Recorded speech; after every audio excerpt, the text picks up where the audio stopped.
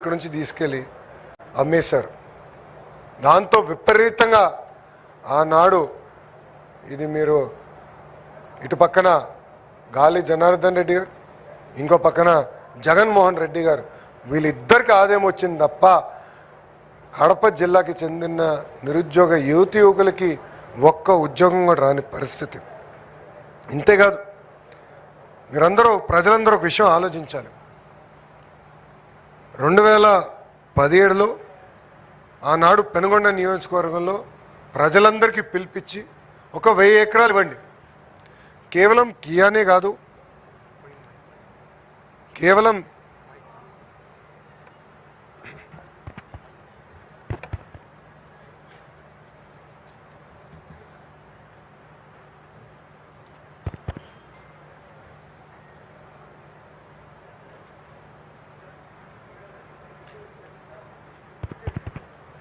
వినపడుతుందా?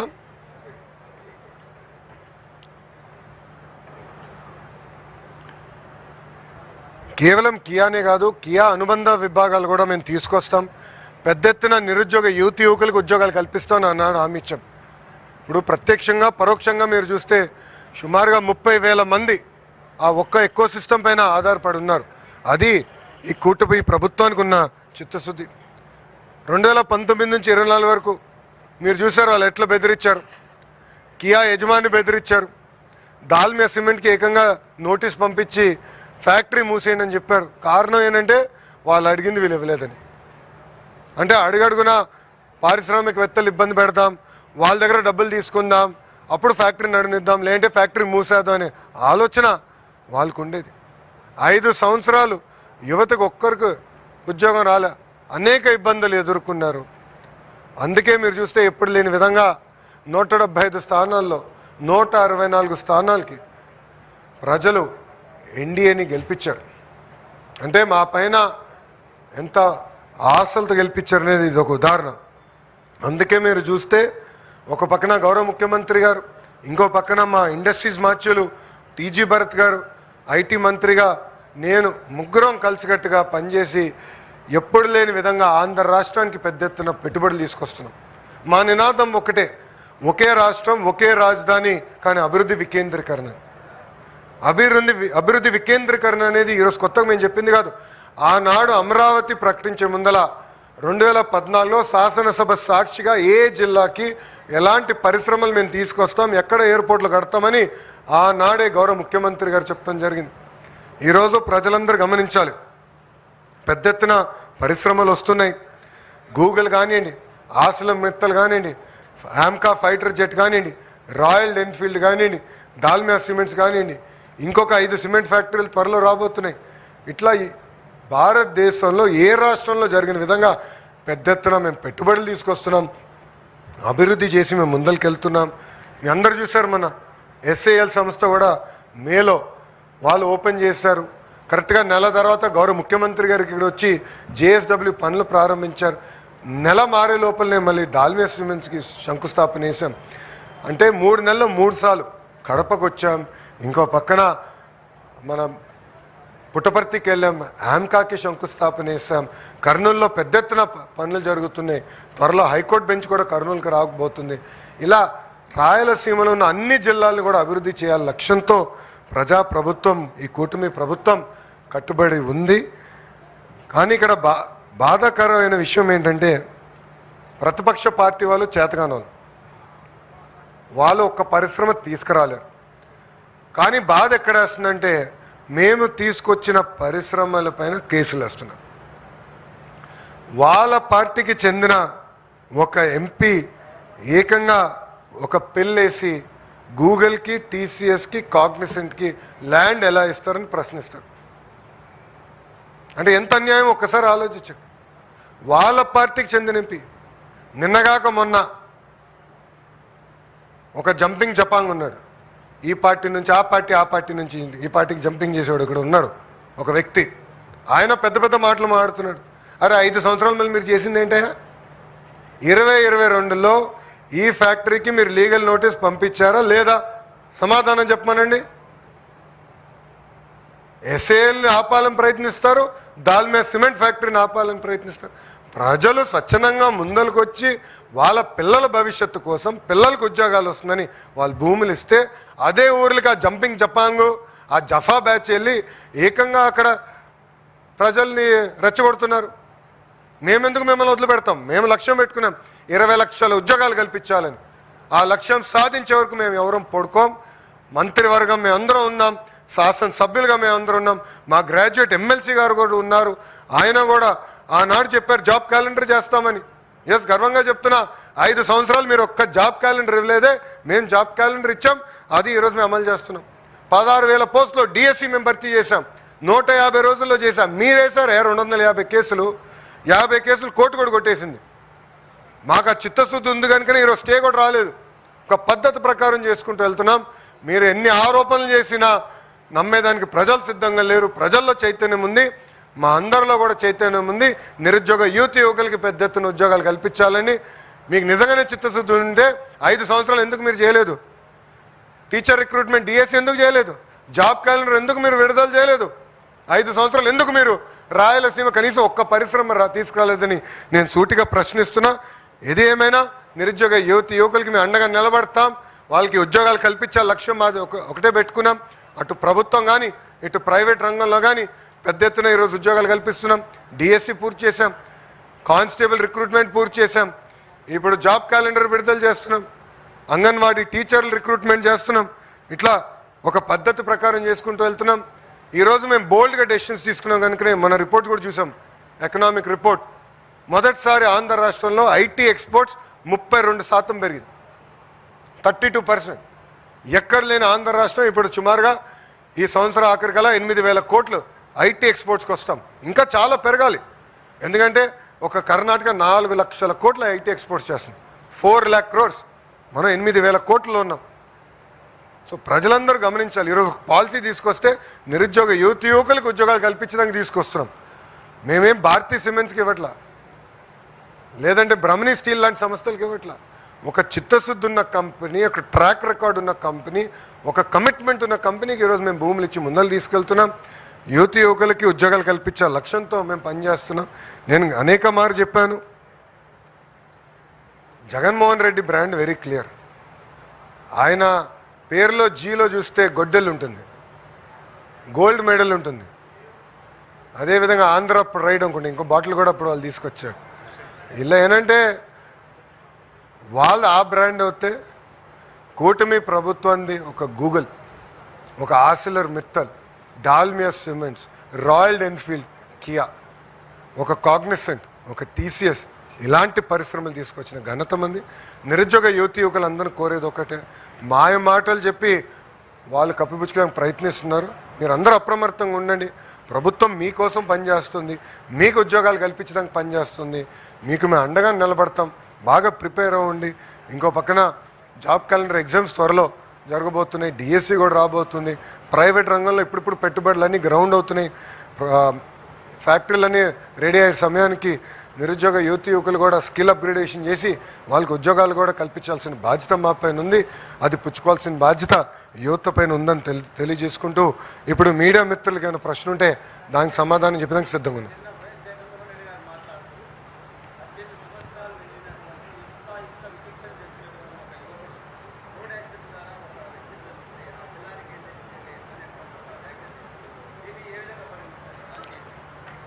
జగన్మోహన్ రెడ్డి గారి party hit and run party అని పేరు పెట్టచ్చు.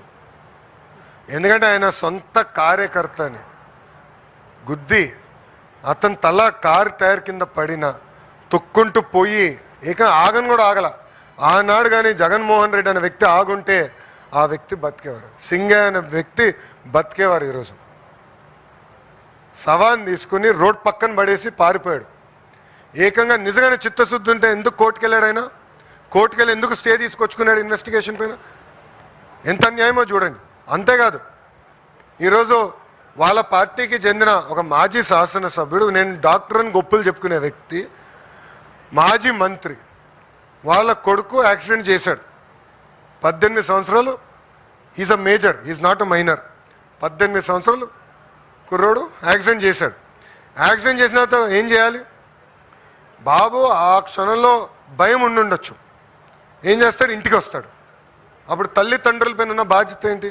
అరే నువ్వు చేసిన తప్పురా, అయిపోయింది, వెళ్దాం పోలీస్ స్టేషన్, చలో వెళ్దాం, సరెండర్ చేసి న్యాయపరంగా ఏం చర్యలు తీసుకోవాలో అది తీసుకోండి అని చెప్పాలి. తెలంగాణలో ఇట్లనే ఒక కేంద్ర మంత్రి పైన కొడుకు పైన ఆరోపణలు వస్తే ఆ మంత్రి ఏం చేశాడండి? వాళ్ళ అబ్బాయిని తీసుకెళ్ళి నిలబెట్టాడు, లీగల్ రిక్వెస్ట్ ట్రై చేశాడు. దాని తర్వాత అబ్బాయిని తీసుకెళ్ళి నిలబెట్టాడు. ఇదిగోండి మా అబ్బాయి సరెండర్ అవుతున్నాడు, న్యాయబద్ధంగా మేము పోరాడతాం అని చెప్పారు. అది చేయకుండా ఎంత చులకంగా చెప్తున్నాడని. ఒక వ్యక్తి చనిపోయాడు, దాంట్లో కుటుంబం ఉంటుంది, తల్లిదండ్రులు ఉంటారు, భార్య ఉంటుంది, పిల్లలు ఉంటారు. ఇంత సింపుల్గా చెప్పేస్తున్నాడు. ఏమవుతుందంటాడు అంటే ఎక్కడ పోతున్నావు అంటే మీ బాబాయిని చంపేశారు అట్టనే, ఆయనే చంపించాడు, వాళ్ళ బాబాయిని జగన్మోహన్ రెడ్డి చంపించాడు. ఆనాడే నేను చెప్పా, ఈ గడప పైన నేను చెప్పా, కడపలో నేను పాదయాత్ర చేస్తున్నప్పుడు చెప్పా, సొంత బాబాయిని లేపేశాడు, తప్పు కాదంట. సింగయ్యని ఆయనే చంపేశాడు, తప్పు కాదంట. వాళ్ళ పార్టీకి చెందిన వాళ్ళు ఒక వ్యక్తిని గుద్ది చంపేస్తే అది తప్పు కాదంట. మేము చిత్తశుద్ధి ఉంది. పాప మత్స్యకారులు చనిపోతే మా మంత్రి గారు వెళ్ళి ఏకంగా వాళ్ళు పరామర్శించి ఒక్కొక్క కుటుంబానికి 10 లక్షల రూపాయలు మేము అందజేశాం. ఇదే జగన్మోహన్ రెడ్డి అధికారులు ఉన్నప్పుడు 250 మంది మత్స్యకారులు చనిపోతే కనీసం ఆ కుటుంబాన్ని వాళ్ళు పరామర్శించలేదు, ₹1 ఇవ్వలా. ఆనాడు 5 లక్షల ఎక్స్గ్రేషియా, ₹1 కూడా ఇవ్వలా. ఇప్పుడు వెళ్ళి పెద్దదో చేస్తున్నట్టు సినిమా. ఎంత అన్యాయం! మా మత్స్యకార సోదరులు కూడా ఆలోచించాలని కోరుతున్నాను.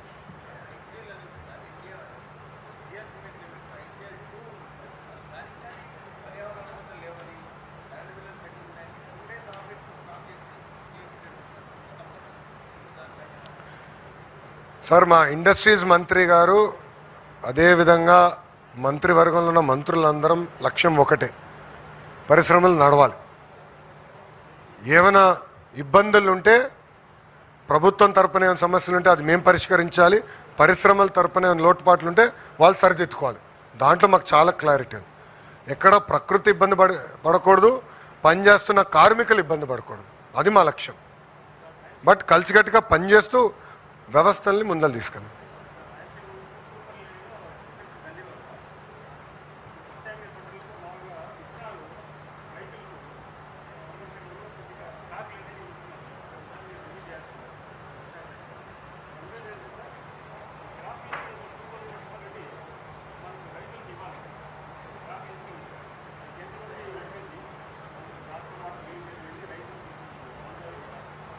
అయ్యా, అది మీరు చూస్తే గత ప్రభుత్వం క్రాప్ ఇన్సూరెన్స్ చేయలేదు, వాళ్ళు పెట్టిన బకాయిలు తీస్తూ మేము పోతున్నాం. ఇప్పుడు స్కూల్ ఎడ్యుకేషన్ను సుమారుగా 5,000 కోట్లు వాళ్ళు బకాయిలు పెట్టి వెళ్ళారు. మళ్ళీ ఈ రన్నింగ్ ఇయర్ నేను పే చేయాలి. సో ఒక పక్కన బకాయిలు క్లియర్ చేస్తూ ఈ రన్నింగ్ ఇయర్ది మేము క్లియర్ చేస్తున్నాం. ఒక పక్కన మాకు చాలా క్లియర్గా ఉందమ్మా, హార్టికల్చర్ మిషన్ కింద మేము టేకప్ చేస్తున్నాం. రాయలసీమలో పెద్ద ఎత్తున హార్టికల్చర్ ప్రోత్సహించాలి, ఇది మా లక్ష్యం. ఎక్కడ యూరియా కొరత లేకుండా కూడా చేయాల్సిన బాధ్యత మా పైన ఉంది, అది చేస్తున్నాం. కావాలని కొరతుందని వాళ్ళు చెప్తున్నారు. మీరు చూస్తే పోయిన సంవత్సరం 30% ఎక్కువ యూరియా కూడా సప్లై చేసాం. బట్ భూమికి కావాల్సినంత యూరియానే వేయాలి. ఎక్కువ వేస్తే పంజాబ్ లాగా మనకు కూడా క్యాన్సర్కి హబ్ అవుతాం. అట్లా కాకుండా ఎంత అవసరం ఉందో పంట ప్రకారం మనం చేయాలి. మీరు ఇన్పుట్ అని మీరు చెప్పారు, నేను చెక్ చేసుకుంటాను. I will definitely discuss with Atchannaidu గారు, నో ప్రాబ్లం.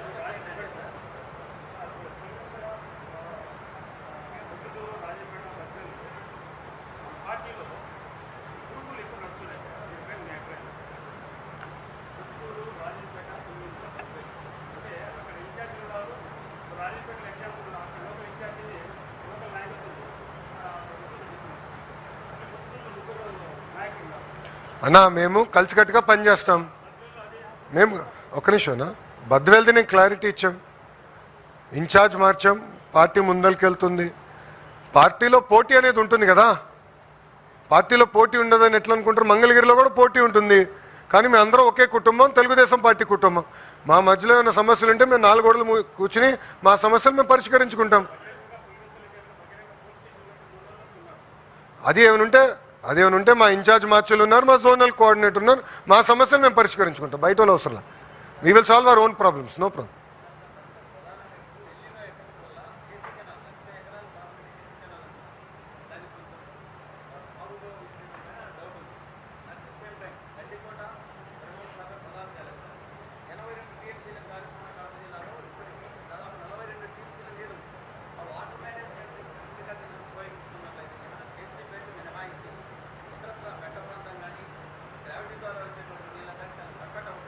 ఇప్పుడు 82 టీఎంసీలో మనకి 58 టీఎంసీలు ఉందమ్మా.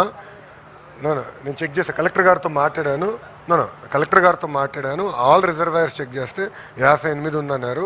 ఇప్పుడు ఏం చేయాలంటే అది ఇన్ఛార్జ్ మంత్రి గారు ఉన్నారు, ఎమ్మెల్యేలు అందరూ కూర్చుని ఎక్కడ ఎంత పంట ఉంది, ఎట్లా నీరు పంపించాలనేది చాలా ఎఫిషియెంట్గా మేనేజ్ చేస్తాం. ఎందుకంటే వాటర్ మేనేజ్మెంట్ అనేది పెద్ద ఆర్ట్, అది చాలా సిస్టమేటిక్గా చేయాలి, అది మేము చేస్తాం.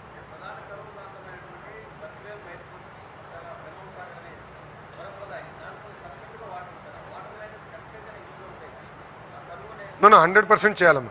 ఇప్పుడు ఎల్నీనో ఎఫెక్ట్ ఉంది, అందరూ చూస్తున్నాం కదా. వర్షం కూడా ఈ సంవత్సరం తక్కువ ఉంది, భారతదేశ వ్యాప్తంగా తక్కువ ఉంది వర్షం. ఇది ఓవర్కమ్ అవ్వాలి, ఛాలెంజ్ ఉంది, లేదని అన్నట్లు. మీరు ఇట్లానే పెంచండి, మీరు ఎక్స్పెక్టేషన్స్ పెంచుతూ పోతారు. వచ్చిన పరిశ్రమల గురించి మీరు ఎవరు మాట్లాడట్లా, మీడియా మిత్రులు కూడా మాట్లాడట్లా. ఆమ్కా తీసుకొచ్చాము, ఎస్ఐఎల్ తీసుకొచ్చాము, పిఎస్పీలు అవుతున్నాయి, ఏసీ తయారీలు ఇక్కడే అవుతున్నాయి, రాయల్ ఎన్ఫీల్డ్ మనకే వచ్చింది, Kia expansion, drone city, space city, కర్నూలులో మంత్రి గారు పెద్ద ఎత్తున పరిశ్రమలు తీసుకొచ్చారు, రిలయన్స్ ఫుడ్ ప్రాసెసింగ్ పెద్ద ఎత్తున ఆయన తీసుకొచ్చారు. దాని తర్వాత గోల్డ్ మైనింగ్ కూడా 1 మైన్ ఓపెన్ అయింది, 2 మైన్ త్వరలో ఓపెన్ చేయబోతున్నాం. ఇట్లా సిస్టమేటిక్గా చేసుకుంటూ వెళ్తామా. అట్లా ఎలాంటి సందేహాలు. అభివృద్ధి వికేంద్రీకరణ అనేది 2014 చెప్పింది మేము, ఆనాడే కియా తీసుకొచ్చింది మేము. మిగతా ప్రాజెక్టులు కూడా పూర్తి చేస్తాం.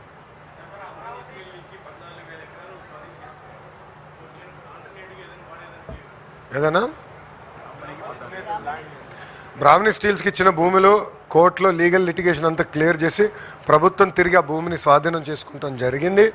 తప్పనిసరిగా మంచి ఇన్వెస్టర్స్ తీసుకొచ్చి నిరుద్యోగ యువకులకి ఉద్యోగాలు కల్పించే పరిశ్రమలు తీసుకొచ్చి ఆ పరిశ్రమలు పెట్టించే బాధ్యత మేము తీసుకుంటాం.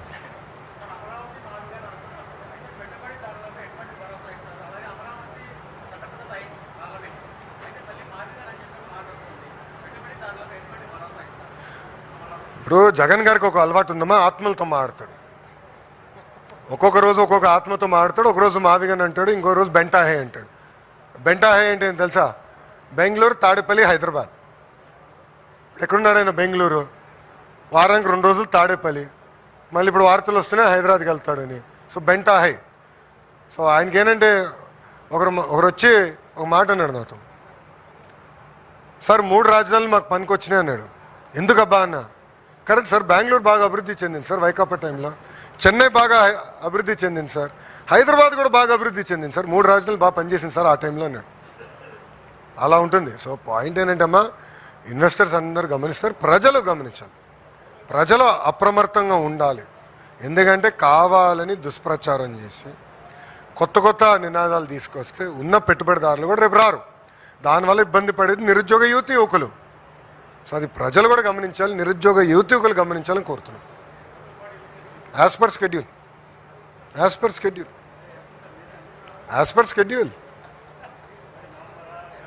అరే యాజ్ పర్ షెడ్యూల్ అన్నా. షెడ్యూల్ అంటే మీరు ఎత్తుకండి, అన్నీ నా చార్జ్ చెప్పించుకుంటాడు.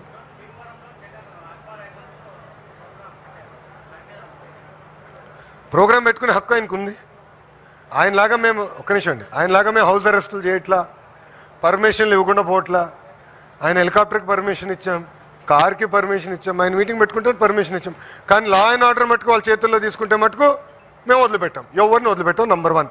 నంబర్ 2, ఆక్వా రైతుల్ని ప్రోత్సహించింది మేము, పవర్ సబ్సిడీ ఇచ్చింది మేము.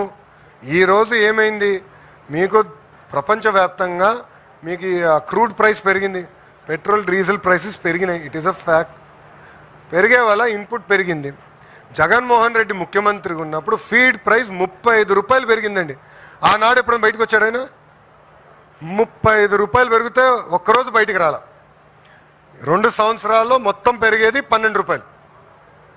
అది కూడా ఎందుకు? క్రూడ్ ప్రైసెస్ పెరిగినాయి. అది కూడా మేము 6 నెలలు ఆపాం. చివరికి ప్లాంట్లు ఏమన్నారంటే, ఒకవేళ ఇది మేము పెంచుకోలేకపోతే ఇప్పుడు నష్టాల్లో ఉన్నాం, మేము ప్లాంట్లు మూసేయాలి. ఇప్పుడు ఆయన ఆలోచన ఏంటి? ఫీడ్ ప్లాంట్లు మూసేస్తే ఇంకెక్కువ ఆందోళన వస్తుంది కదా, అదే ఆయన ఆలోచన. మళ్ళీ 5 సంవత్సరాలు మీరెందుకు 30 రూపాయలు పెంచారు? 5 సంవత్సరాలు క్రూడ్ ప్రైస్ పెరగల, 5 సంవత్సరాలు రా మెటీరియల్ ప్రైస్ పెరగల, మళ్ళీ 30 రూపాయలు ఎటు పెరిగిందిరా భయ్? అంటే 5 సంవత్సరాలు ఒక నీతి, ప్రతిపక్షంలోకి వచ్చిన తర్వాత ఒక నీతి. 5 సంవత్సరాలు బయటికి రాలా, ఇప్పుడు వచ్చి మాటలు. అది కూడా మీరు చూడండి, హెలికాప్టర్లు వెళ్తాడు, డైరెక్ట్ ఇంటి నుంచి బయలుదేరుతాడు, భీమవరంకి వెళ్తాడు, అక్కడ నుంచి కరెక్ట్గా 500 మీటర్లు మీటింగ్ పెట్టుకుంటాడు, మళ్ళీ అక్కడ నుంచి వస్తాడు, రిటర్న్ వచ్చేస్తాడు. ఎట్లా చేసుకోనండి అబ్బా, ఏముంది, ఏమవుతుంది?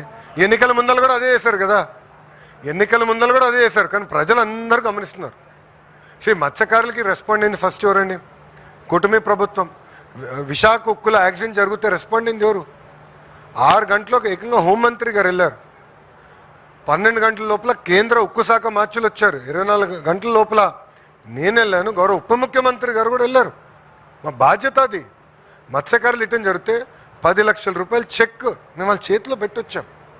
చనిపోయిన వాళ్ళు తిరిగి తీసుకురాలేము, కనీసం కుటుంబానికి అండగా నిలబడడానికి డబ్బులు మేము ఇచ్చాం. మళ్ళీ 5 సంవత్సరాలు ఆయన 250 కుటుంబాలకు ₹1 ఇవ్వకుండా ఇప్పుడు వచ్చి పెద్ద మాటలు చెప్తున్నాడు. ఇది మత్స్యకార సోదరులు కూడా గమనించాలి. అది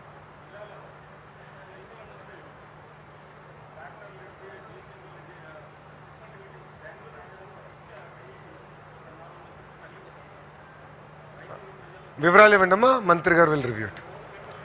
మీరు వివరాలు ఇవ్వండి. నో మీరు ఇవ్వండి వివరాలు, మంత్రి గారు వస్తారు నెలకు ఒకసారి, ఏమైనా ఉంటే ఇవ్వండి, will take it up. Sir మళ్ళీ రిక్వెస్ట్ చేస్తున్నా, వివరాలు మంత్రి గారికి ఇవ్వండి, మంత్రి గారు విల్ రివ్యూ ఇట్. మీరు రాసినంత మాత్రం నిజం ఉంది. నా అభిప్రాయం ఏముంటుంది?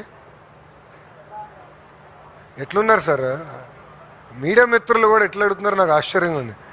నా అభిప్రాయం 1 సెకండ్, మీరు మాట్లాడేటప్పుడు నేను అడ్డు రాలా, నేను పూర్తి చేయనండి.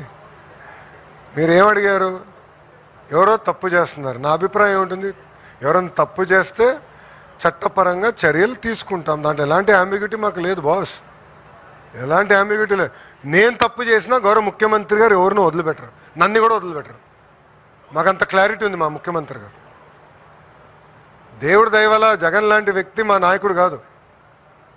నీతి నిజాయితీగా బతికే వాళ్ళం మేము. వాళ్ళు ఎన్ని కేసులు వేసినా ఒక్క కేసు నిలబడాల ముఖ్యమంత్రి గారి పైన. ఎందుకు? ఏనాడు మేము తప్పు చేయలే. సో న్యాయపరమైన చర్యలు మేము తీసుకుంటాం. వివరాలు ఉంటే మంత్రి గారు అబ్సల్యూట్లీ నో ఇష్యూ. ఓకేనమ్మా, థ్యాంక్ యూ అమ్మా, జై హింద్, థ్యాంక్ యూ.